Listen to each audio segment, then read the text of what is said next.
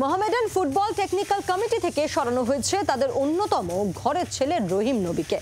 24 ঘন্টা যেতে না যেতেই ক্লাব কর্তা, দলের কোচ এবং ম্যানেজারকে তোপ দাগলেন ময়দানের 3 প্রধানের খেলায় প্রাক্তন ফুটবলার।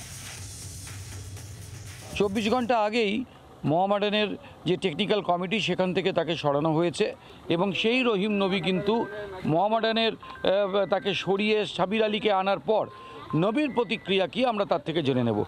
নবী, মোহামেডানে তুমি ছিলে এবং তোমাকে যে টেকনিক্যাল কমিটি সেখান থেকে সরানো হয়েছে, আমি প্রথমে তোমার প্রতিক্রিয়াটা জানতে চাই। দেখো, ক্লাব আমার তো ওটা মাদার ক্লাব। ওই ক্লাব থেকে আমি তারপরে বিভিন্ন ক্লাবে গেছি। ওই ক্লাবের প্রতি আমার ভালোবাসা সবসময় থাকবে। দেখো, প্রতিষ্ঠানের ঊর্ধ্বে তো কেউ না। অনেক বড় বড় প্লেয়ার এসছে, অনেক বড় বড় প্লেয়ার চলে গেছে, কিন্তু ক্লাবটা একই জায়গায় রয়ে গেছে। তো ওই ক্লাবের জার্সি পরে আমি খেলেছি, আমি খুব সৌভাগ্য। তোমাকে সবসময় পাওয়া যেত না? সবসময় তো সবার পক্ষে সম্ভব নয়। তুমি যদি এখন সৌরভ গাঙ্গুলিকে, সচিনকে রাখো, তুমি সবসময় সব মিটিংয়ে পাবে নাকি? এটা সম্ভব? তাহলে মিটিংয়ে না থাকলে তুমি তাকে বাদ দিয়ে দেবে বিনা নোটিশে, বিনা কথা বলে তুমি তাকে বাদ দিয়ে দেবে? দেখো, মোহামেডান ক্লাব কোনোদিনই কোনো প্লেয়ারকে সম্মান দেয়নি, সেটা আবার প্রমাণ হলো।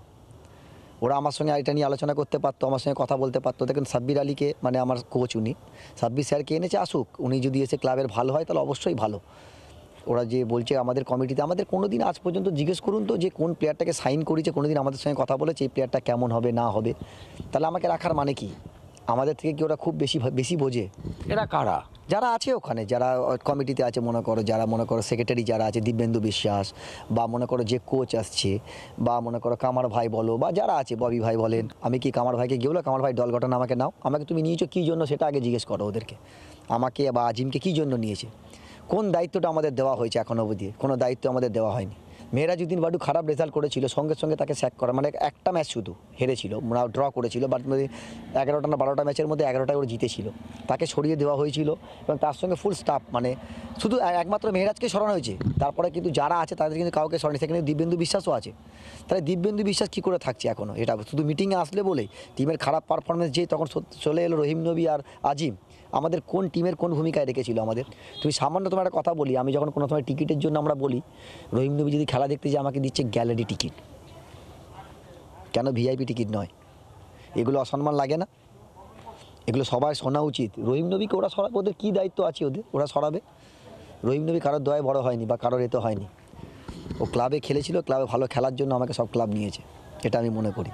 এখানে সবথেকে বড় জিনিস আমাদের বঙ্গ সন্তান দিব্যেন্দু বিশ্বাস আছে। দীপুদা সেই ভুলগুলো ধরিয়ে দিক, আমার মনে হয় সেগুলো কেন ধরাচ্ছে না? কোচকে বুঝিয়ে দিক। কোচ দিনের পর দিন মায়া ছাড়ছে, তারপরে ওকে রেখে দিয়েছে ওখানে, কীভাবে সম্ভব?